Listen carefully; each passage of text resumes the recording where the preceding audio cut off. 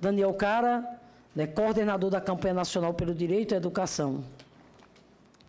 Boa tarde a todos e todas. Em primeiro lugar, queria agradecer, senadora Regina, pelo espaço de realização dessa audiência. Queria cumprimentar a minha grande amiga, companheira de luta, Fátima Bezerra, uma das principais defensoras da luta pelo direito à educação no Brasil. Queria cumprimentar a Ana Maria Araújo Freire, pela oportunidade que eu tenho tido, Nita, de poder conviver contigo, trabalhar em conjunto e defender o legado do Paulo Freire. Cumprimentar a professora Marluce e cumprimentar a deputada Luísa Erundina, que tem feito um trabalho brilhante. Eu lembro, Fátima, que eu até comentei já isso com a Erundina, eu comecei a me interessar de fato, né, pelo debate público e pela ação pública, porque foi na prefeitura da Luísa que asfaltaram a rua em frente à minha casa. Eu participei do mutirão, né, que ela organizava e da forma como ela geria a prefeitura de São Paulo. E o mandato da Luísa Erundina mudou a história da cidade de São Paulo, e mudou a história da cidade de São Paulo por ser uma mulher nordestina que pela primeira vez comandava a maior capital do país. E eu tenho certeza que nós temos que ter mais mulheres no Executivo. Então, assim, eu espero que daqui do Senado Federal, da Câmara dos Deputados, muitas mulheres alcancem essa posição. Fica já o convite, Regina, também para você começar a ocupar esses espaços de poder. E eu tenho certeza que senadora Fátima, Regina, Luísa ainda tem uma longa trajetória e tem uma responsabilidade muito grande de formar novas lideranças e novas lideranças mulheres. Queria cumprimentar o senador Cristóvão Buarque, fazer um agradecimento como educador e também em nome da campanha nacional pelo direito à educação, a forma como ele trabalhou contra o projeto Escola Sem Partido aqui no Senado Federal, e a habilidade que ele teve de conseguir retirar aqui da pauta do Senado Federal, convencendo o senador Magno Malta a retirar um projeto que, de fato, vai estabelecer uma educação medíocre. E o senador Cristóvão Buarque teve um importante papel na retirada desse projeto. A gente espera que na Câmara dos Deputados nós consigamos o mesmo resultado que a retirada do projeto de lei, que lá tramita por comissão especial. Então, aqui também peço já o compromisso, caso o Escola Sem Partido chegue a essa casa, que vocês tenham aí a capacidade de brecar essa insanidade, que é a insanidade que tenta fazer com que o Escola Sem Partido, ele tenta fazer com que o Paulo Freire perca o título de patrono da educação brasileira. Então, é fundamental o enfrentamento do Escola Sem Partido e é fundamental também a manutenção do título do Paulo Freire. Quando a Luísa chamou uma série de educadores, a Anita, eu, a professora Elisete Arelaro, o professor Moacir Gadotti, é importante aqui registrar a importância, né, do trabalho do Instituto Paulo Freire, né, no coletivo Paulo Freire. Para a gente constituir um coletivo, o grupo todo definiu que deveria ser um coletivo Paulo Freire por uma educação democrática, Fátima. Por que educação democrática? Porque esse era o projeto do Paulo Freire. O projeto do Paulo Freire era uma educação emancipadora, uma educação que faz sentido para as pessoas, uma educação que, de fato, mobilize a sociedade.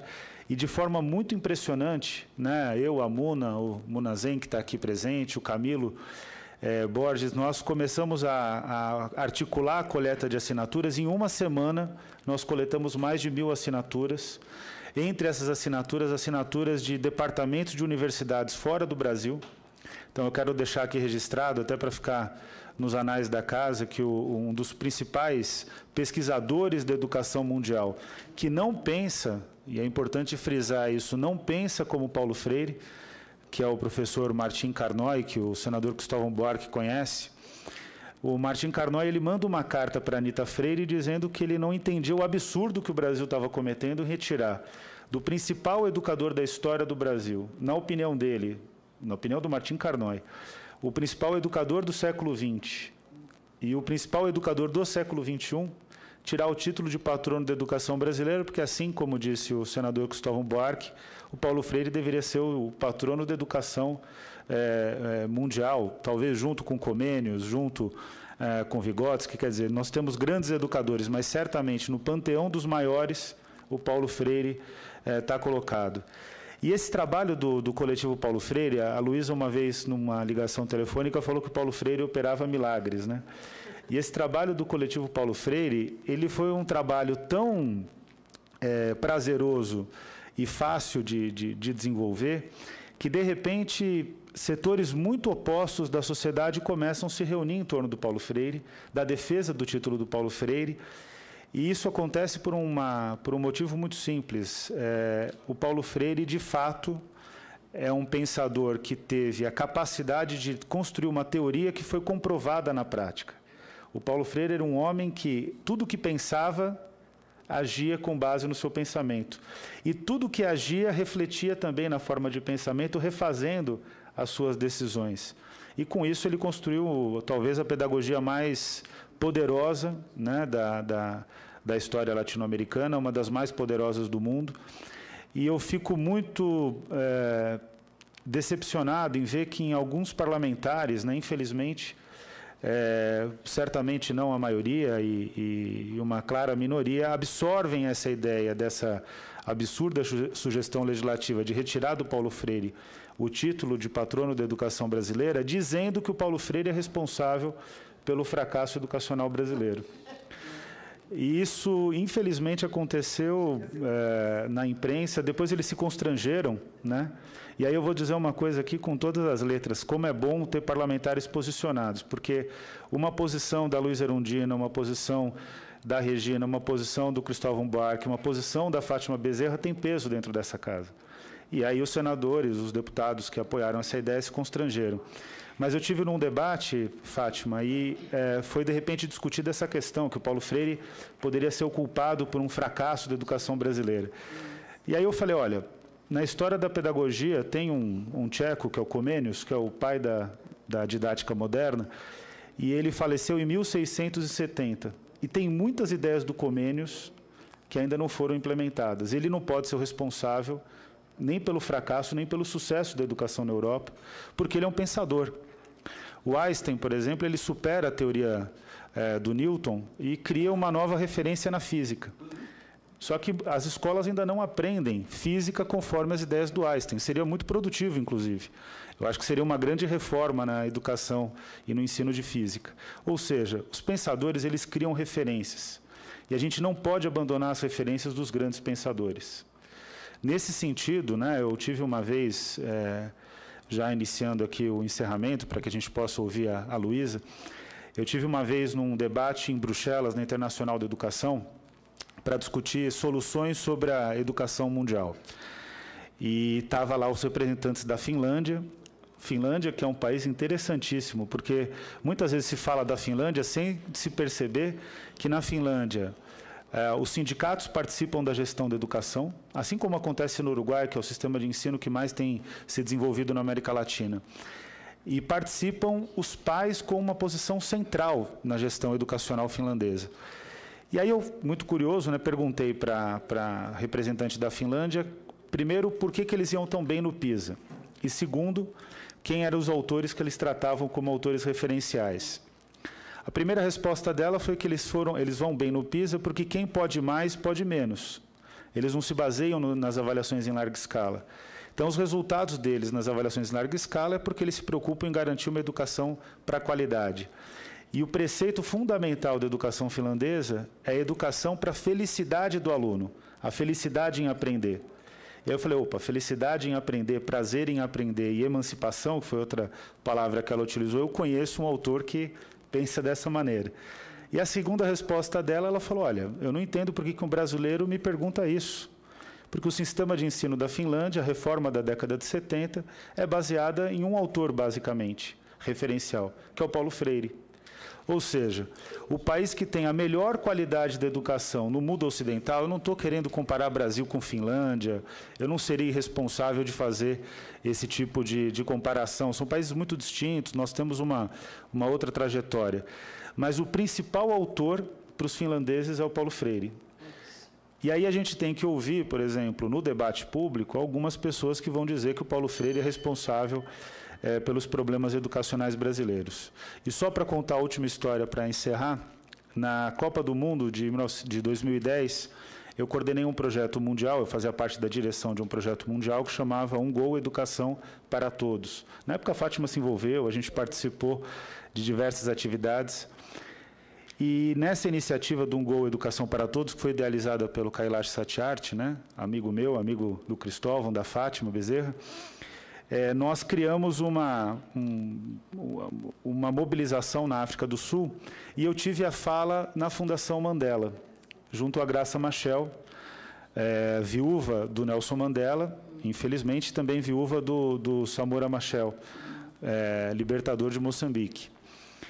E quando eu falava, ela se emocionava, eu não estava entendendo aquilo, eu ficava mais nervoso, porque meu inglês, eu falava, eu devo estar falando um inglês aqui que ninguém entende.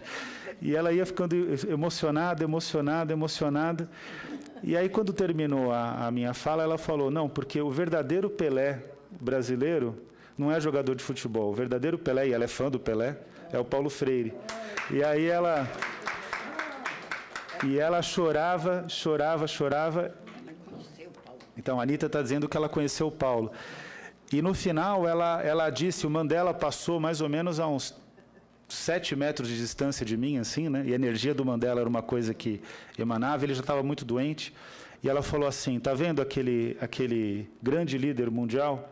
Aí eu falei assim, então, ele falou, quando ele foi no Brasil, o sonho dele, o sonho do Mandela, ele veio para cá um pouco antes de ser preso, né? O sonho do Mandela era conhecer Paulo Freire. Então, nós estamos falando de uma pessoa dessa envergadura. Talvez a humanidade não tenha tido um homem público, um estadista, maior do que Nelson Mandela. E para o Nelson Mandela, o Paulo Freire era uma referência. Então, sinceramente, não dá para o Brasil perder símbolos nesse quilate. Não dá para o Brasil perder essas referências. E considerando aqui, aproveitando, né, que nós estamos na mesa com 2 políticas que são freirianas, a Irundina e a Fátima, na sua forma de agir, Fátima, nós ficamos muito felizes do Coletivo Paulo Freire, quando coube a você a relatoria sobre essa sugestão legislativa, assim como nós ficamos muito felizes com o resultado do que foi realizado pelo senador Cristóvão em relação ao Escola Sem Partido.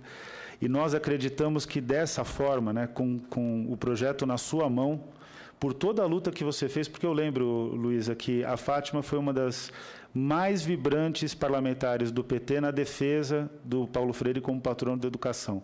E quando o Paulo Freire completou, se não me engano,